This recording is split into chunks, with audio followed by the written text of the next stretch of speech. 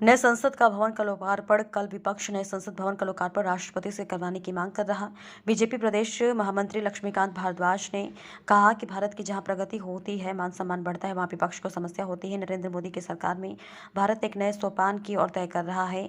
नरेंद्र मोदी की सरकार में भारत एक नए सोपान तय कर रहा है। 100 साल के इतिहास में पहली बार अपने द्वारा निर्मित संसद भवन बनाया गया, जिसमें जनता के द्वारा चुने गए प्रतिनिधि जनता के विकास की बात करेंगे। राजस्थान में बढ़ते भ्रष्टाचार के मामले को लेकर लक्ष्मीकांत भारद्वाज ने कहा कि राजस्थान की कांग्रेस सरकार में भ्रष्टाचार चरम पर। विभागों में बिना 50% कमीशन के नहीं होते काम।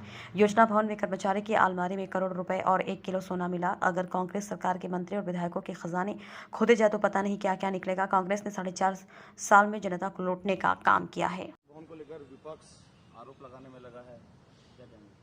देखिए, जहां भारत का मान सम्मान बढ़ता है, जहां भारत की प्रगति होती है, भारत का जहां विकास होता है, वहां विपक्ष को हमेशा दिक्कत होती है।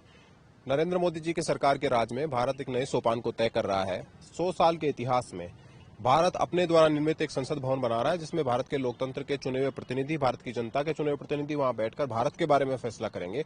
लेकिन कांग्रेस पार्टी को उससे समस्या है। कांग्रेस पार्टी को हर उस बात से समस्या है, या विपक्षी दलों को हर उस बात से समस्या है जो देश की तरक्की होती, जिससे देश की तरक्की होती है, जिससे देश का विकास होता है, जिससे देश की प्रतिष्ठा बढ़ती है। तो कांग्रेस पार्टी या देश का जो बाकी विपक्ष है, उसके विरोध करने से देश की जनता को कोई फर्क नहीं पड़ता। देश की जनता इस बात को समझती है कि जो संसद का नया भवन बना है वो ऐतिहासिक है।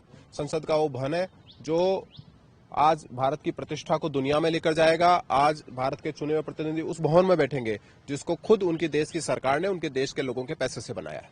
एक भ्रष्टाचार आया हुआ है। सचिन पायलट भी मैदान में उतरने के लिए तैयार हो गए अपनी सरकार के खिलाफ। बीजेपी भी 7 जून को मैदान में उतरेगी।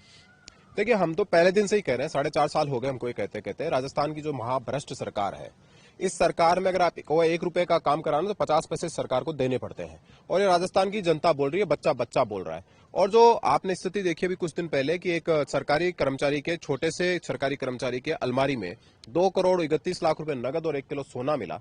आप सोचिए कि सरकार के मंत्रियों के अगर खजाने खोद दी जाए, इनके दीवारें खोद दी जाए तो क्या क्या निकलेगा। तो 4.5 साल से इन्होंने राजस्थान की जनता को जो लूटने का काम किया है, राजस्थान की जनता इसको भली बात जानती है। ट्रांसपेरेंसी इंटरनेशनल की रिपोर्ट कहती है कि पिछले 4 साल से भ्रष्टाचार के मामले में राजस्थान नंबर 1 पर है। तो इसी से आप अनुमान लगा लीजिए कि राजस्थान की स्थिति कैसी है। ये जो भ्रष्टाचार है, इस भ्रष्टाचार के कारण बाकी के अपराध राजस्थान में पनप रहे हैं।